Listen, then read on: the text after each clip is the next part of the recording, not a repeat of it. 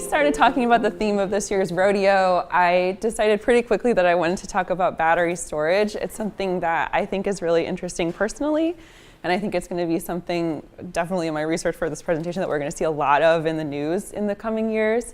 I saw this quote when I was reading the paper last week about storage being the holy grail of the power industry, so I thought that was timely.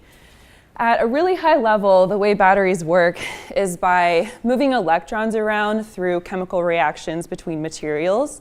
There are three parts in a battery, typically an anode, a cathode, and an electrolyte. And the reason we use them is because you can't store electricity outright, but you can store electrical energy in chemicals.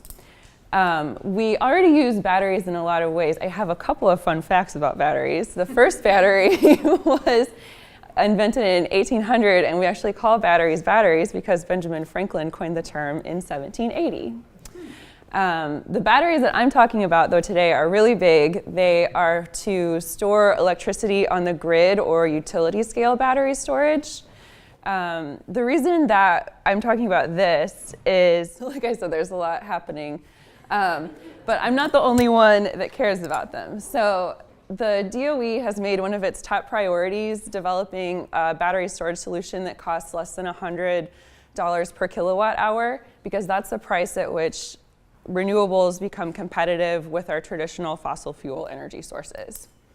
And the reason we care about renewables being cost competitive is because we're seeing them become a bigger part of our energy mix. So you can see the little green guy up here, that's renewables. And in the past 10 years, you can see that it's exploded. In 2016, we had the most renewables we had ever used before. It's about 10% of our mix now. But there is a problem with that. With renewables, they aren't a very reliable primary power source for our grid. They really only work, the ones we're talking about primarily are solar and wind, and they really only work when the wind is blowing or the sun is shining, and that's not how our grid works. We need just the right amount of power at just the right time. The way we do that right now is with a mix of technologies. So at the base load level, we primarily use nuclear and coal. Nuclear is something that you don't want fluctuation at all out of in power, so we keep that nice and steady, and then we use natural gas peaker plants to meet periods of high demand right when they're happening. And so if we had a way to store renewable energy and then use it when we needed it, we would be able to stop relying on how the elements are working. We wouldn't have to take such a big risk on having them working right when we need them to work. We could use them on demand. The reason this matters for you guys specifically is because as we ramp up, as we're able to store renewables in batteries, we can ramp up that renewable energy mix as part of the whole, and it'll be easier for building owners and operators to purchase renewable energy credits. Having those opportunities makes it easier to obtain certifications like LEED and Energy Star. There are already some utility scale storage options that have existed for years. One is pumped hydro. It's actually the biggest, it takes up the most percentage of how we store energy right now in the grid. It just has two big water reservoirs that you pump up and down. Flywheels have a wheel and a vacuum that spins really fast that rotates a generator at the time when you need renewable or when you need power in your building. Is there any tidal hydro in the US yet? The last time I researched this was a few years ago with tidal, and I love tidal. I think that it's one of the most interesting ways to create power. I don't know about storing tidal. A lot of times the places that have tidal power, they are just geographically, they happen to be in places where there are dams as well, where there's a lot of water that can flow up and down, and that's a easier way, or you can get big numbers out of a dam, bigger than you can get out of waves at this point. In terms of storing it, I don't know. I would love to look into that. That's a great question. What about the size of batteries? Right. Obviously, computer processors. Absolutely. So the power density is a problem that's trying to get solved right now, being able to have a longer charge and then having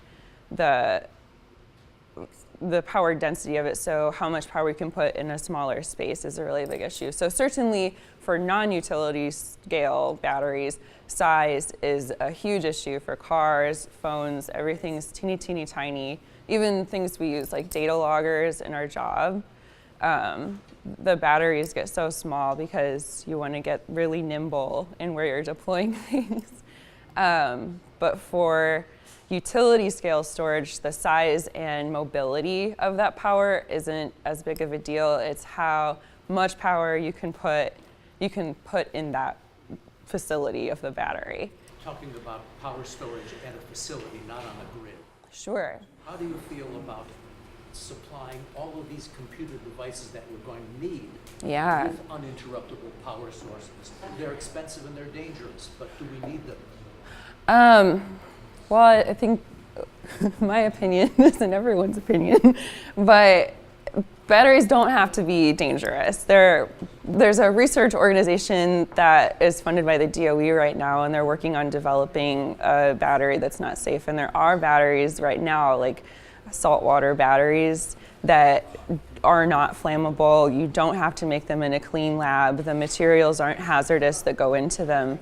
But the problem with them is that they're big. The type of battery that you probably know the most about and use most often is a lithium-ion battery, and at the utility scale they're even being used. In July, Tesla, Elon Musk, signed a contract with Australia to produce a 129 megawatt hour battery. It's a huge battery, but they are dangerous, like we were just talking about. So if we could find a battery, if we could create a battery that had a high storage capacity, a low cost, was safe to both produce, manufacture, and to use, we would have the dream battery. And some organizations and companies are already working on making those batteries a reality. One is JCESR. This is the research department that I was just talking about. It was founded by the Department of Energy in 2012, and it actually is headed out of Argonne, out in the western suburbs. And their goal is to focus on car and utility scale batteries that have 5 times the storage capacity at 1/5 of the cost. And they're focusing on moving beyond lithium-ion batteries because they want to make safe batteries and want to have a more energy-dense, power-dense storage potential in them. Another type that I was talking about is saltwater batteries.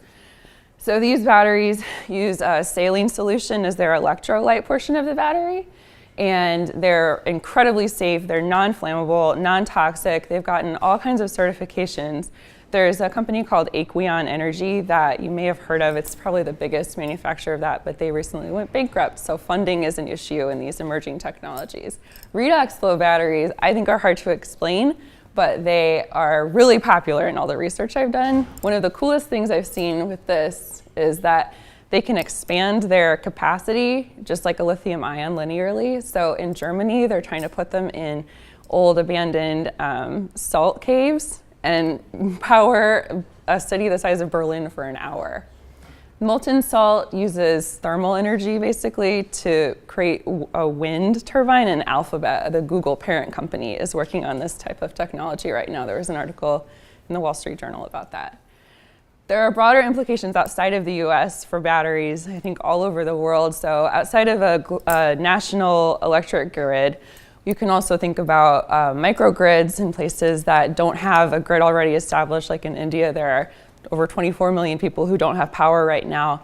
Setting up a grid with renewables is an option for them to have power more often.